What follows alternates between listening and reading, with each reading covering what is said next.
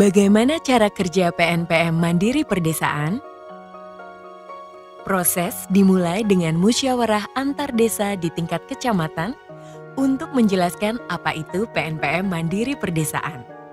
Proses apa yang akan terjadi, kegiatan apa saja yang dapat didanai, dan membicarakan kegiatan apa saja yang pernah dilakukan, terutama jika kegiatan ini sudah berlangsung selama beberapa tahun di kecamatan tersebut.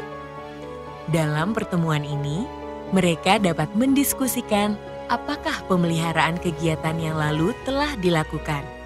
Apakah sebagian dana telah digunakan sebagai dana simpan pinjam, dan apakah pembayarannya sudah tepat waktu.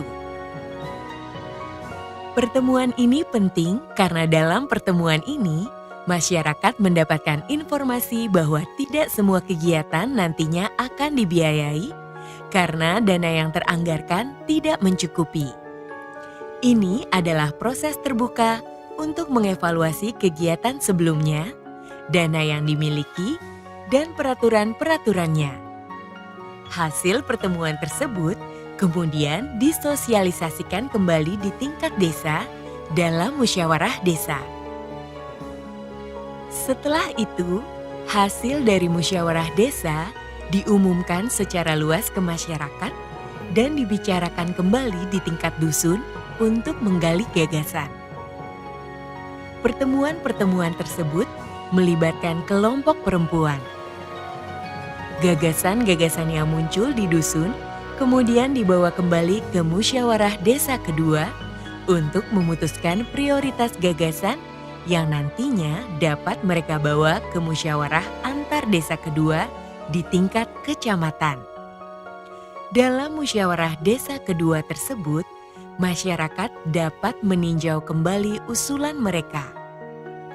Diskusi dapat berlangsung alot karena mereka nantinya harus dapat meyakinkan penduduk desa lain di musyawarah antar desa di tingkat kecamatan. Pada proses penggalian gagasan di desa, ada musyawarah khusus perempuan. Pria tidak diizinkan hadir. Bobot dari gagasan perempuan adalah 2/3 atas kegiatan yang dikedepankan.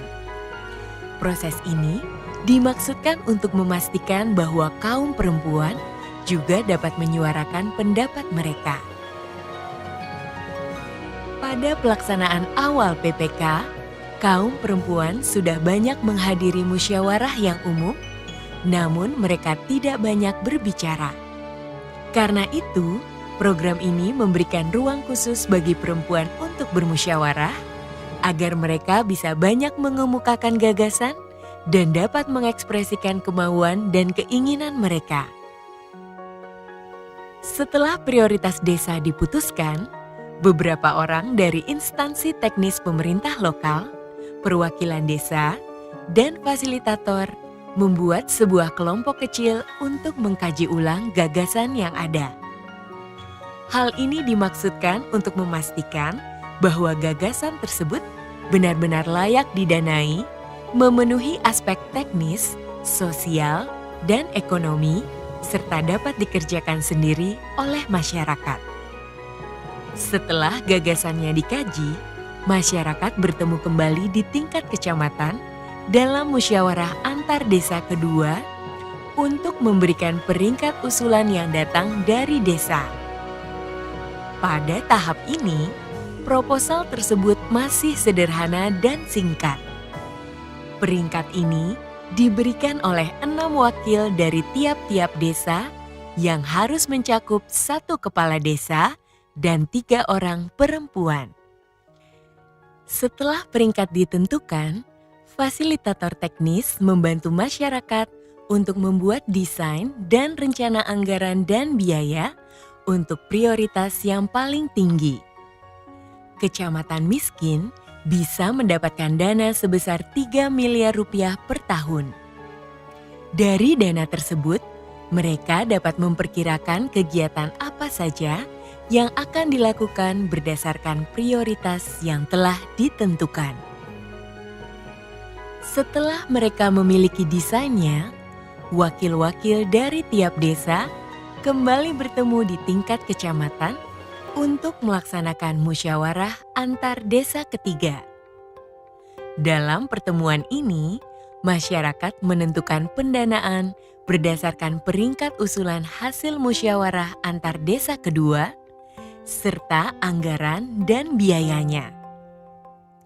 Berdasarkan hasil pertemuan tersebut, camat sebagai perwakilan dari pemerintah akan mengeluarkan surat penetapan camat atau SPC sebagai bentuk persetujuannya atas usulan kegiatan yang ada. Dalam 13 tahun pelaksanaan PNPM Mandiri Perdesaan, tidak pernah ditemukan camat yang menolak untuk menjalankan proses ini. Mereka sangat mendukung kegiatan PNPM. Setelah semua proses tersebut, masyarakat dapat mencairkan dana kegiatan dari Bendahara Nasional melalui transfer rekening ke unit pelaksana kegiatan atau UPK di tingkat kecamatan.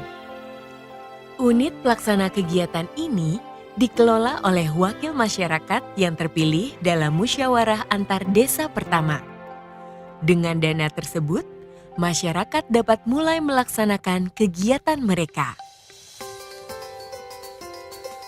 Selama proses pelaksanaan, mereka harus mengadakan 3 kali lagi musyawarah desa untuk mempertanggungjawabkan kegiatan dan penggunaan dana bersama-sama. Prinsipnya, seluruh tahap kegiatan harus diinformasikan kepada masyarakat dan harus dapat dipertanggungjawabkan. Ketika kegiatan sudah selesai dilaksanakan, hasil kegiatan diserah terimakan pada pemerintah desa melalui musyawarah desa serah terima. Dan itu tadilah siklus tahunan PNPM Mandiri Perdesaan. Kami menyadari bahwa pada akhirnya salah satu tujuan awal dari PNPM Mandiri Perdesaan adalah untuk memastikan proses perencanaan bottom-up musrembang di Indonesia bekerja.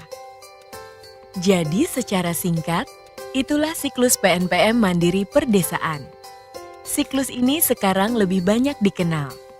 Orang percaya dengan siklus ini. Siklus ini menjadi sedikit rumit karena sekarang berhubungan dengan musrembang. Tapi proses ini dikenal dan ada di seluruh Indonesia.